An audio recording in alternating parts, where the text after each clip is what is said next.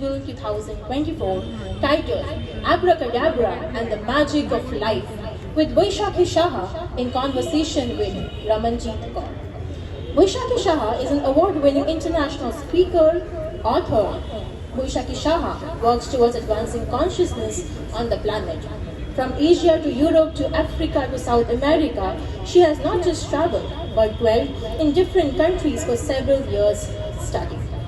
Ramanjit Kaur is a film and theatre actor and director. She is the founder-director of the Creative Arts and Arts Academy in Kolkata. She has been a lead actor of the Padma Shri Neelam Mansingh Chaudhary's group for more than 3 decades. Let us welcome the delegates to the stage with a huge round of applause.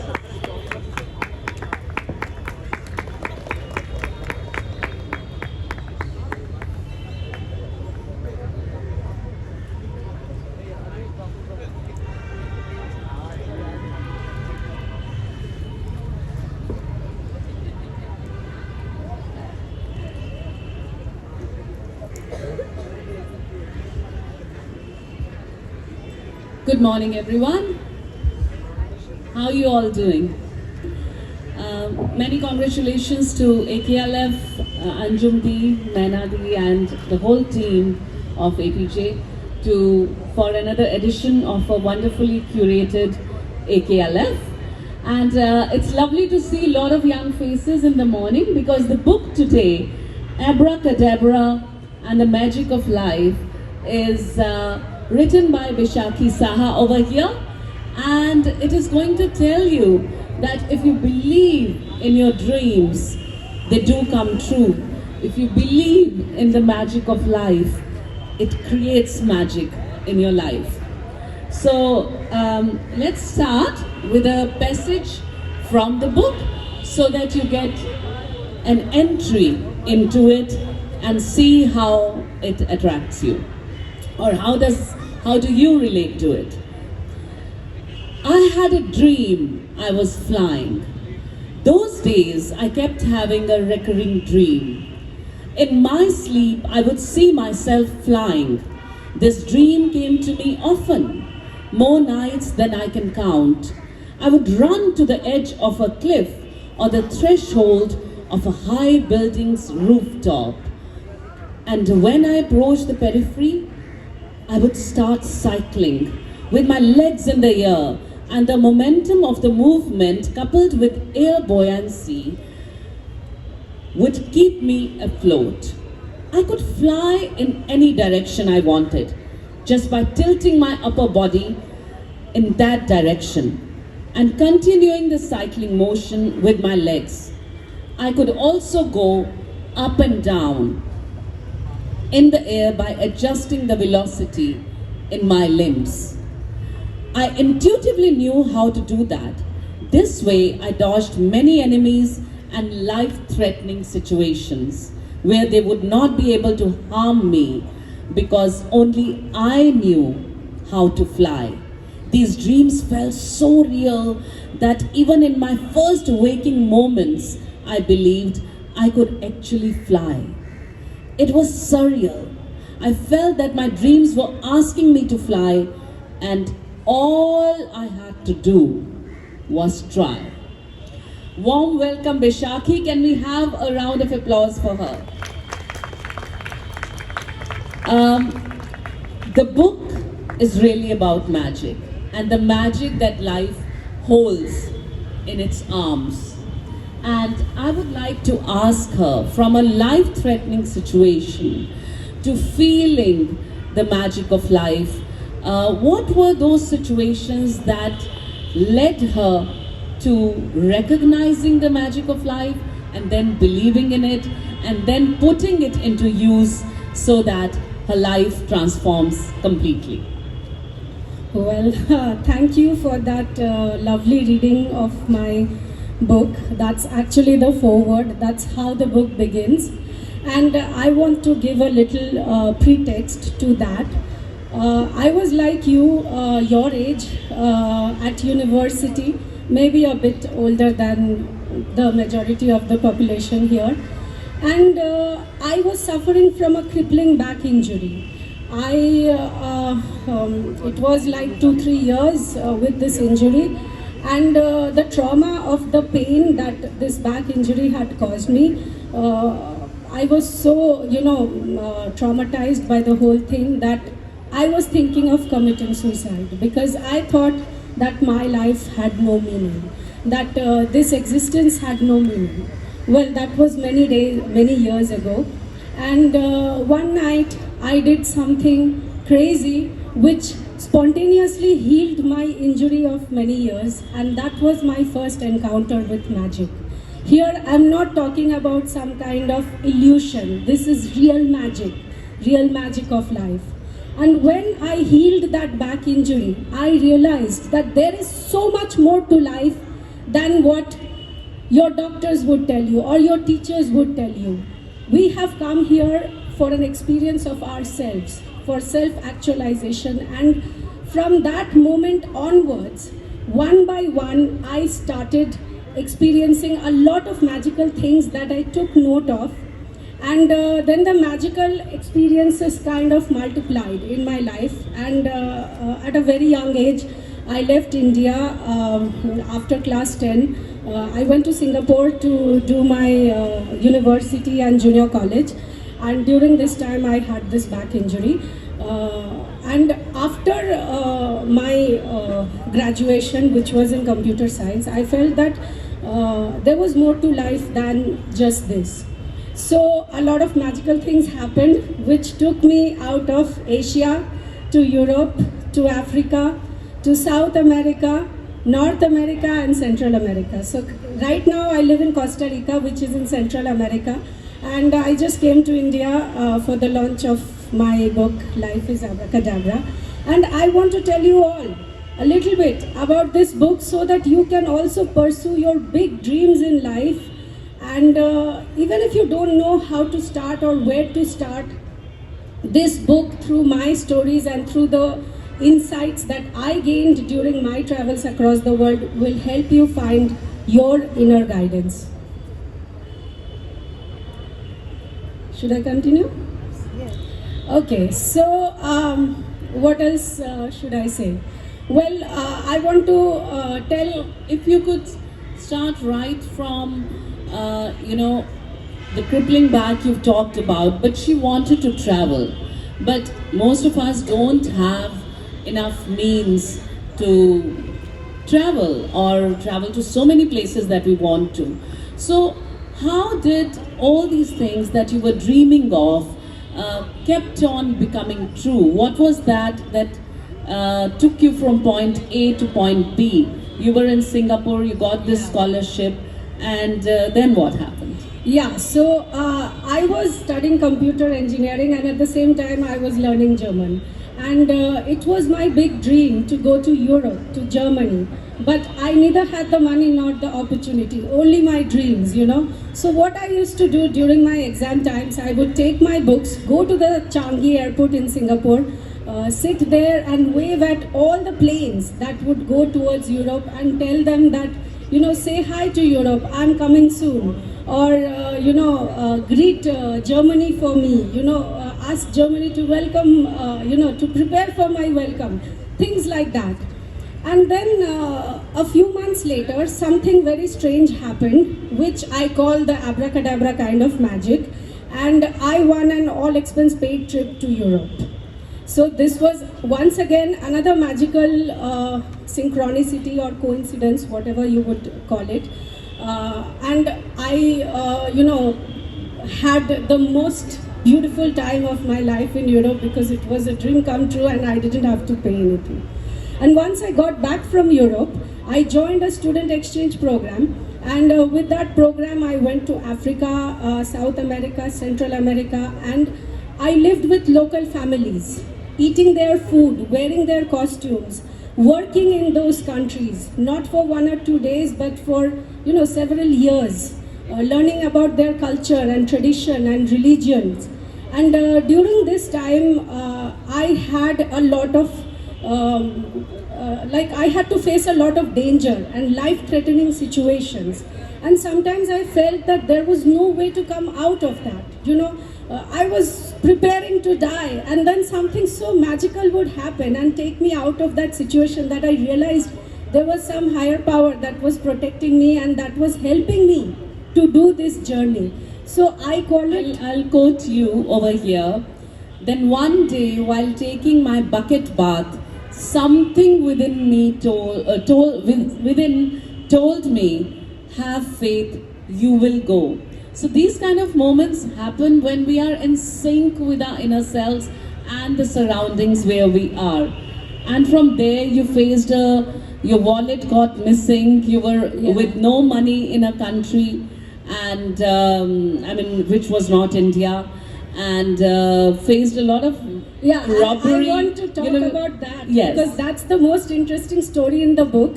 So I was in Africa, and in my second month, all the money that I had taken with me there got robbed. And you know, those days it was not easy to send money and all that. I'm talking about some 10-15 years back.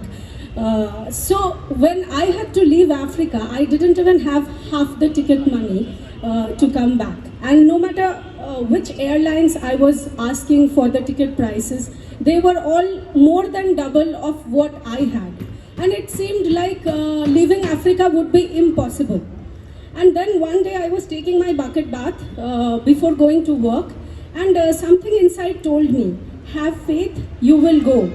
And just a couple of hours later, that day I did something different, and what I did, that is in the book, you have to read the story. I met a strange lady who gave me my tickets back to India, and her name was Faith. I am not kidding you, this is a true story. From, injuring her back, almost escaping some of the robbery situations, actually having her wallet getting lost, she also got fired, and she calls that chapter the birthday present. So most of us, when the situations are very bleak, we kind of lose hope. We kind of give it up and we say, why me? Why is it happening to me? But Baisakhi over here took that as a sign from nature, because the nature was actually taking her forward. Yeah, it was the best gift of my life, because that same day I got another job in a better company with a better salary, with better prospects and everything.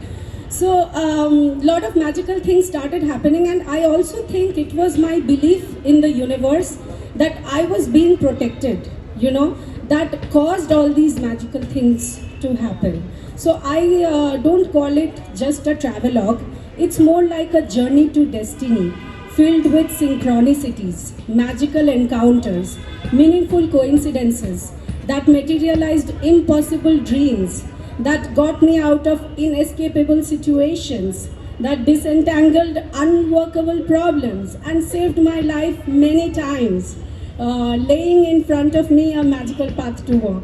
So I would request you to read a passage that you really wanted to read to the audience.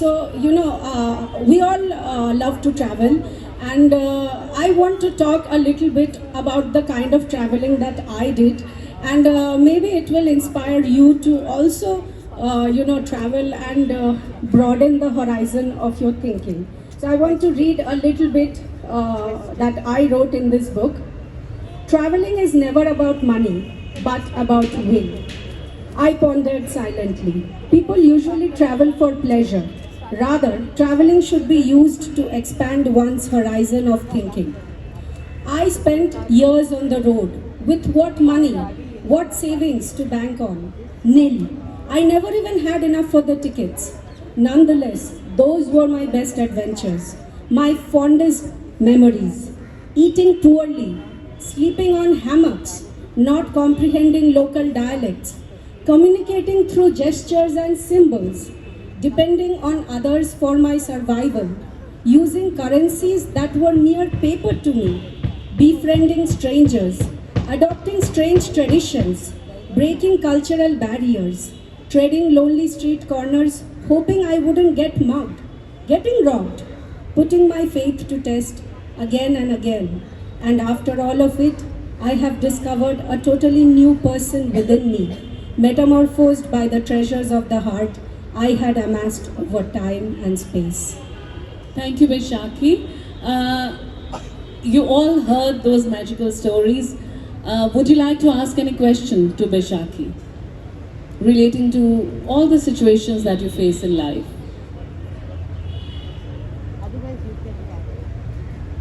Okay.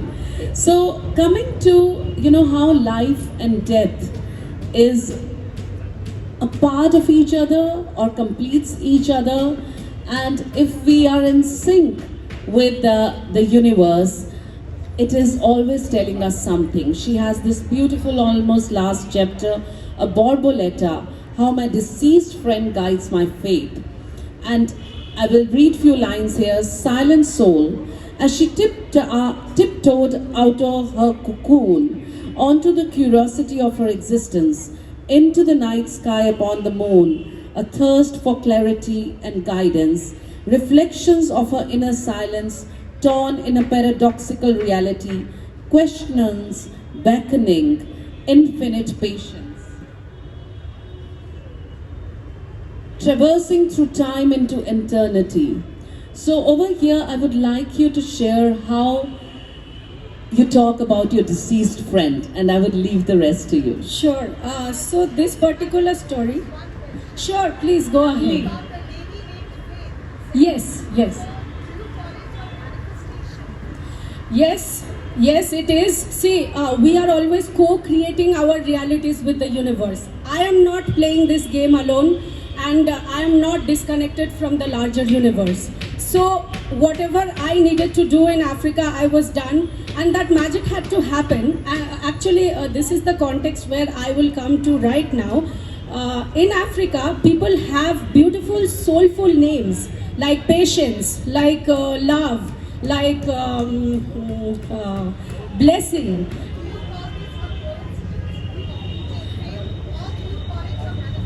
Well, it's not a coincidence because there is a meaning behind this coincidence. See, coincidence is considered as chance, luck, or happenstance, whereas this word called synchronicity, when you notice it, you can realize that there is a deeper intelligence at work, and it is not just mindless coincidences happening. And synchronicity, this term is coined by this great Swiss psychiatrist Carl Jung. When these synchronicities were happening to me, I didn't know that there was a term called synchronicity. Now I know that what was happening was called synchronicity. So when you met Faith, yes. I mean, what was your first reaction when you came to know that? I didn't know her name was Faith. Okay. I met her. It was like, I'm walking on the road and I meet you. She smiled. She came to me. She asked me if I got my tickets, and I didn't have the money to buy it. So I was just sharing my woes with her. And then she told me that, I have this ticket for you, take it. I took it, then I left. And before going, I was like, I don't even know her name. And I was like, by the way, what's your name? And she's like, Faith. And in those days, I was all alone. I was very young, a young unmarried girl from a conservative society in India. I didn't know, how to handle all these things. So when I met Faith and she gave me the ticket, I was like, this is the only way I protected myself. Just my belief in this higher power that was protecting me, because I lived in some of the most dangerous countries of the world. Like in Venezuela, in Nigeria, where they shoot you before they loot you. People literally get murdered on the streets. And how did I protect myself in those situations? Yes. Any last word that you would like to tell the students? Yeah, so I want to tell you that everything is inside you. You want security, it is inside you. You want safety, it is inside you. You have big dreams, it is inside you to, manifest those dreams. Like I said, I did not need any big bodyguards to protect me. I was protecting myself. And this book will show you how it all came together for me. And I say that these are not just my stories, they are humanity's stories. Because if magical experiences are a possibility for one ordinary girl like me, it is a possibility for everybody. but you true. have to tune into that higher dimension, and you have to recognize the help that the universe is sending you. Sometimes you may have a big dream. For example, maybe your father wants you to be a doctor, your mother wants you to be an engineer, but you want to be a rock star. And everyone around you, whoever there is, they don't support your dream. How will you give birth to that dream?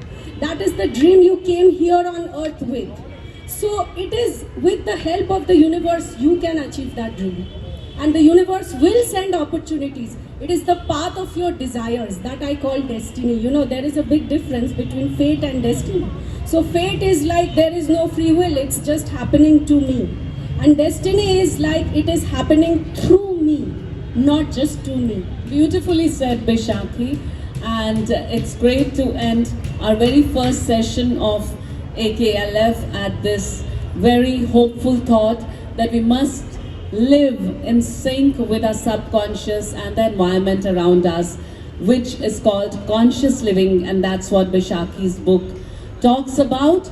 And whether a situation is negative or positive, remember what Richard Bach said in Illusions, that all the people and all the opportunities in your life are there because you called them there.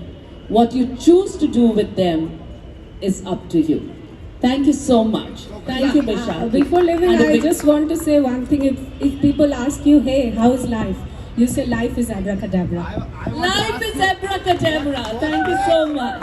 I'm sorry, there's no time. What's next for me? Well, I already have another book written, which I want to turn into a film in Hollywood, so I'm working on that. All the best to that. Thank Big you. round of applause. The book is here, Sure. and she is going to sign it for you. Yeah, if anybody wants the book.